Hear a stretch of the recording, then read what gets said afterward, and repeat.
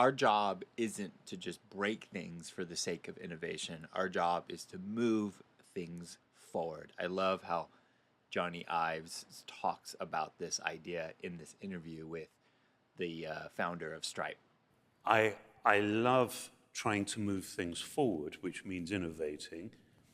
I have a real issue with, I think people confuse innovation with being different or breaking stuff.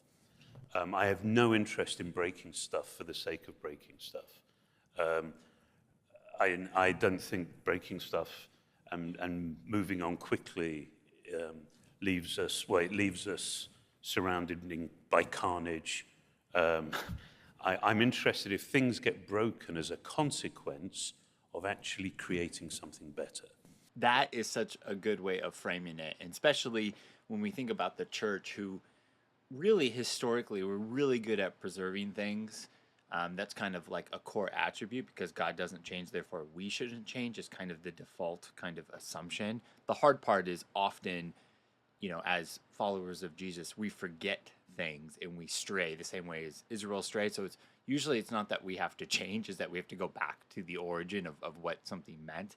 And usually innovation comes into the church space, a tool, a platform, a software as a service, and there's so much promise. And we want to come in and change everything. We want to change the way we do music. We want to introduce this. We want to introduce this. And sometimes people can feel that you're doing it for the sake of just breaking things. And that's not what true innovation is. True innovation is moving things forward. And so the way that I kind of talk about this usually is, we have an objective, and does this tool that we're going to integrate, does it amplify or help us in our objective?